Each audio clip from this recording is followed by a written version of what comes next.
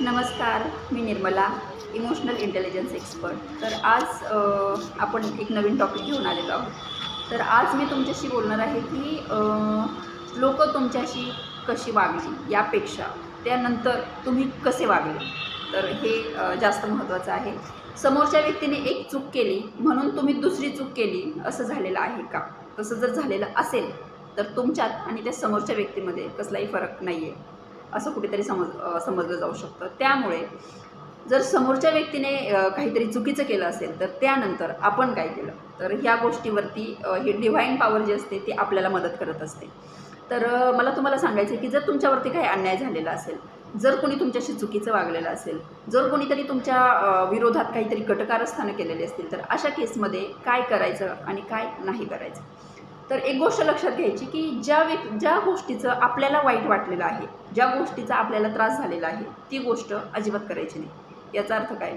समोरच्या व्यक्तीने जे केलेलं आहे त्याच्यासारखंच आपण अजिबात करायचं नाही. मग आपण काय करायचं? आपण शांत बसायचं. जे काही झालं त्याचा शांतपणे विचार करायचा. काय झालं होतं? परिस्थिती काय होती? त्याचा नक्की समोरच्या व्यक्तीला काय त्रास झाला होता? मग समोरच्या व्यक्तीने ती गोष्ट कशा पद्धतीने ती व्यक्ती रिॲक्ट झाली, या सगळ्या गोष्टीचा शांतपणे बसून एकदा विचार करायचा. सगळं डोळ्याखालून घालायचं आणि त्यानंतर काय करायचं हे आपण ठरवायचं. पण ते तसं नसायला पाहिजे की जे समोरच्या व्यक्तीने केलं आहे तसंच जर तुम्ही करत असाल तर मग ते कुठेतरी चुकीचं आहे. आणि त्या केसमध्ये नक्की काय करायला पाहिजे, तर तुम्ही तुमचा निर्णयापर्यंत पोहोचायला पाहिजे. मला असं वाटतं की जर कोणतीही घटना असू द्यात, काहीही घटना असू द्यात, त्या गोष्टीतून तुम्ही निर्णयापर्यंत पोहोचणं खूप जास्त गरजेचं आहे. आणि तो जो काही निर्णय आहे तो सदसद विवेकबुद्धीचा उपयोग करून घेतलेला असावा. त्याच्यामध्ये कुठलाही स्वार्थ नसावा. त्याच्यामध्ये समोरच्या व्यक्तीबद्दल राग, द्वेष, जलन अशा भावना असता कामा नये. तो निर्णय असा असावा की जो तुमच्या स्वतःसाठीही योग्य असावा आणि त्या समोरच्या व्यक्तीसाठीही योग्य असावा. तर अशा पद्धतीने तो निर्णय असायला पाहिजे. मग ती कुठलीही केस असू द्यात, तुमच्या पर्सनल लाईफमधली असू द्यात किंवा तुमच्या कॉलेज लाईफमधली असू द्यात किंवा तुमच्या नेबरहूडमधली असू द्यात, अगदी कुठलीही केस असू द्यात, तर त्या केसमध्ये काय विचार करायला पाहिजे आणि कसा डिसिजन घ्यायला, याच्यामुळे काय होतं, हा विचार करण्यामुळे आपल्या आयुष्यातले प्रॉब्लेम अर्धे कमी होतात. एक छोटीशी गोष्ट आहे की आपण खूप त्रासात असतो. आपल्याला त्रास कोणी दिलेला असेल तर त्याच्यामध्ये शेजाऱ्यांबरोबरचं भांडण असेल किंवा घरातले रिलेशनशिप्समधलं भांडण असेल किंवा फ्रेंड सर्कलमधलं रिलेशनशिपमधलं भांडण असेल. खूप त्रासामध्ये तुम्ही आहात, तर त्या त्रासामध्ये तुम्ही कुठेतरी स्टेबल नसता. ज्या गोष्टींवरती आपण कंटिन्यू विचार करत राहतो त्या केसमध्ये आपण स्टेबल राहू शकत नाही किंवा आपल्याला तशी आपली मेंटल कंडिशन नसल्यामुळे फिजिकलसुद्धा वेगवेगळे आजार आपल्याला सुरू होत असतात. आपले जे काही विचार आहेत सततचे, तर या विचारांचा इम्पॅक्ट आपल्या पूर्ण शरीरावरती असतो. म्हणजे तुमच्या चेहऱ्यावरती सुद्धा तो दिसत असतो.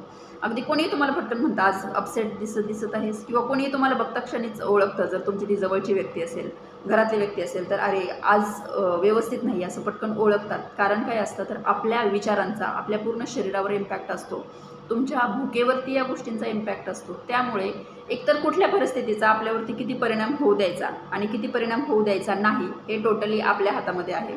आपण त्या गोष्टी जी काही घटना असेल त्या घटनेवरती, त्या व्यक्तीवरती, त्या परिस्थितीवरती एकदा बसून विचार करायला पाहिजे आणि हे कन्क्लुजन जे आहे हे कुठेतरी विचारांपर्यंत पोहोचायला हवं आणि त्याच्यातून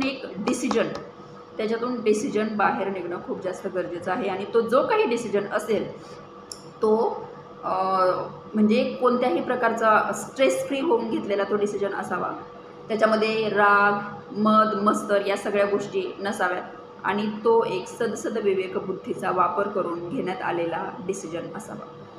तर असेच प्रॉब्लेम्स तुमच्या लाईफमध्ये काही आहेत का? कमेंटमध्ये सांगायला विसरू नका. किंवा तुमचं कोणाबरोबर काही पटत नाही आहे का? त्यामुळे तुम्हाला काही मानसिक त्रास होत आहे का?